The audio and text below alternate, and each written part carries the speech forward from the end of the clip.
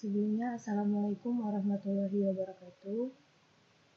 Kami di sini dari kelompok 6 mata kuliah Akuntan Perpajakan Internasional yang beranggotakan Betri Kurniasari, Kesta Canaya Andira, Marina, M. Faruroji, dan Raka Dwi Pramudia. Di sini kami akan mempresentasikan hasil kerja kelompok kami, yaitu yang berjudul Analisis Penerapan Kontrol Net Foreign Company Rules dalam mengatasi Base Erosion and Profit Shifting di Indonesia. Baik, slide pertama akan dibacakan oleh saya. Dimulai dari latar belakang. Tidak tercapainya target penerimaan pajak, salah satunya disebabkan oleh keengganan wajib pajak untuk membayar pajak atau cenderung untuk menghindari pajak.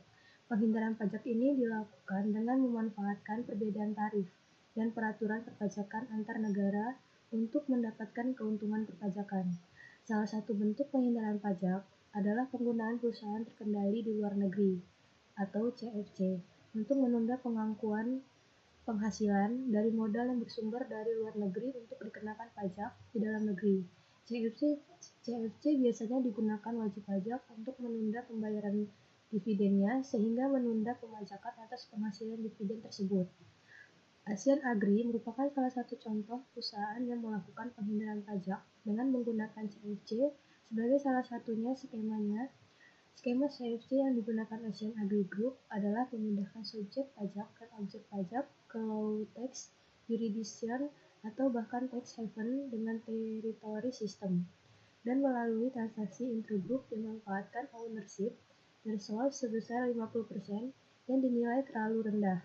Hal ini diperparah dengan terbatasnya data akibat minimnya exchange of information, terutama dengan tax haven country. Praktik penghindaran pajak ini dianggap oleh banyak negara telah menyebabkan tergerusnya berbasis pemajakan domestik dan penggeseran keuntungan. Kesamaan yang dihadapi negara-negara di dunia ini ialah yang memicu terangkatnya isu base erosion and profit shifting ini dalam forum publik, yaitu G20 dan OECD. Sebagai salah satu anggota G20 dan associate member dalam BEPS Project, Indonesia memiliki kedudukan yang sejajar dengan negara anggota OECD lainnya dan memiliki tanggung jawab untuk menjalankan hasil yang menjadi kesepakatan dalam BEPS, tak terkecuali untuk memperkuat CFC Rules. Baik, slide selanjutnya akan dibacakan oleh Betri Kurniasari. Selanjutnya, rumusan masalah. Salah satu penyebab ketidakmampuan untuk mencapai target penerimaan pajak yang diharapkan selama beberapa tahun terakhir adalah praktek penghindaran pajak. Salah satu bentuk penghindaran pajak adalah pemanfaatan Control Foreign Company untuk penunda pengakuan pendapatan dari luar negeri terhadap WPDN modal untuk dikenakan pajak di negara ini. Permasalahan ini juga dihadapi oleh banyak negara lain di dunia. Isu base erosion and profit shifting telah menjadi perhatian negara-negara maju dan berkembang.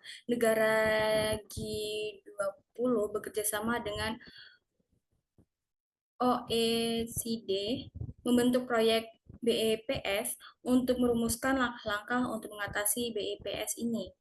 Indonesia sebagai salah satu anggota Asosiasi Project BEPS memiliki posisi yang sejajar dengan negara-negara OECD lainnya dan berpartisipasi dalam melaksanakan hasil BEPS.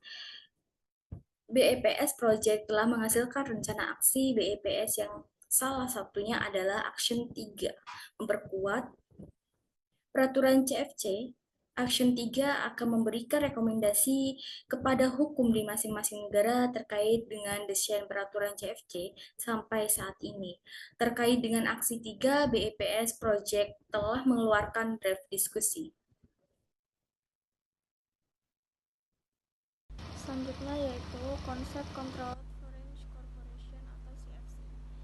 CFC ini didefinisikan sebagai entitas yang didirikan di luar negeri di mana wajib pajak dalam negeri memiliki pengendalian, dan CFC ini diakui sebagai suatu entitas entitas yang dapat dikenakan pajak secara terpisah yang berada di dalam yurisdiksi luar negeri secara tidak langsung menjadi subjek pajak negara domisili pemegang saham.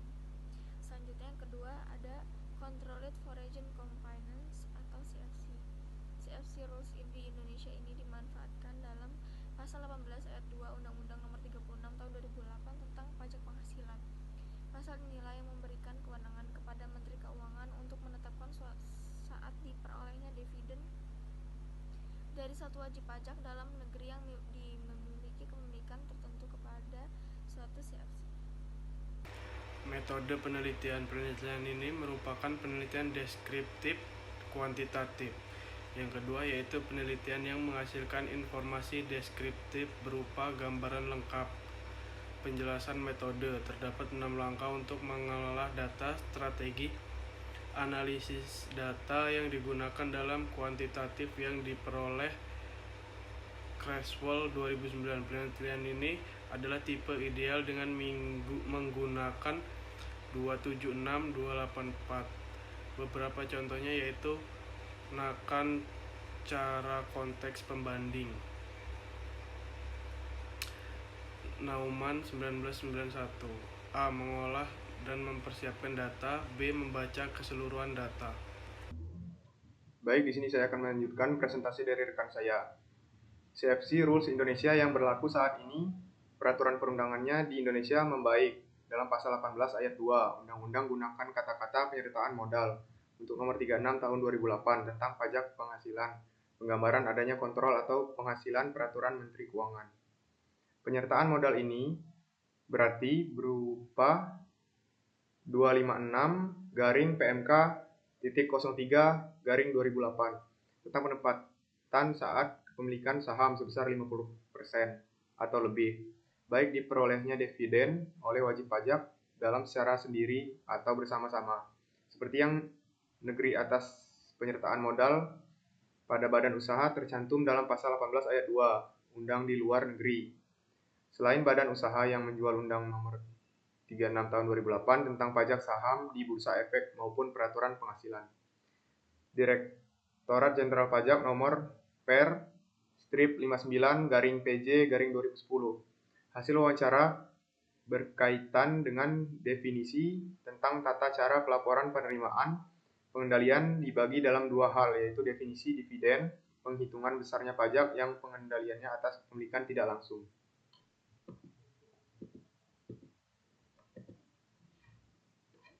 Selanjutnya yaitu hasil penelitian.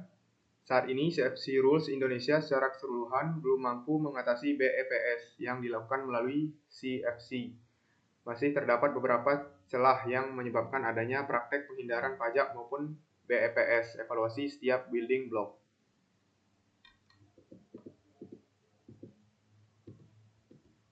Berikut adalah presentasinya. Sekian presentasi dari kelompok kami. Lebih dan kurangnya kami mohon maaf. Kami akhiri. Wassalamualaikum warahmatullahi wabarakatuh.